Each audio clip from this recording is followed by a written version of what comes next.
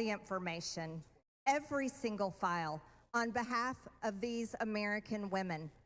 These American women aren't rich, powerful elites. They do not have someone paying for their airline tickets or paying for their trips or paying for their expenses every time they try to do something to get this information out. These are your average Americans. And you want to know what the Epstein files represent? The cover-up represents to average Americans. It represents the failures of the federal government and Congress to the American people.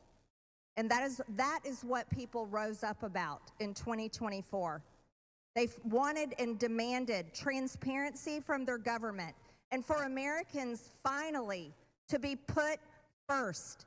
And today, with this vote, we are finally putting these victims and these survivors of Jeffrey Epstein and the cabal of rich, powerful elites that expands not just here in the United States of America, but to other countries as well. We're putting them last.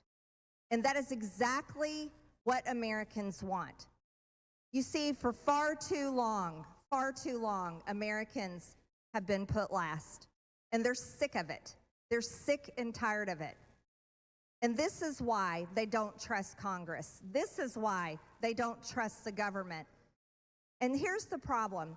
All of these women who have suffered in shame for years and years and years, women who were terrified, women who were intimidated, women who were threatened, just like Virginia Giuffre.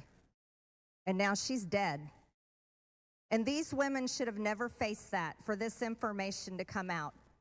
And we, especially the 4 Republican members of the House of Representatives, we should have never faced intimidation and threats for us to get this vote to come to the floor.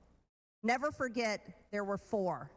Thomas Massie, myself, Nancy Mace, and Lauren Boebert. We had to sign a discharge petition, and we had to fight through intimidation, and we had to endure it for months to push that discharge petition finally to 218 to get this vote to come out.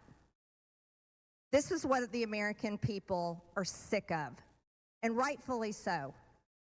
Now, where does this go from here? The question will remain, will the Department of Justice release all the information? Will a judge in New York release the information? Will the CIA release the information? And will foreign governments release their information? Or will this continue after this vote today be a cover-up of the rich, powerful elites that bond together in sex and human trafficking abuse and all types of global business that enriches them but never serves Americans? The American people will know, and the victims, actually the survivors of Jeffrey Epstein, will know, because they know the list of names. And I remain dedicated to my promise to read those names here on the House floor if those women ever find them in a place that it needs to be done. I yield back to Mr. Gentlelady from Georgia yields back. Gentleman from Kentucky reserves. Gentlelady from North Carolina is recognized.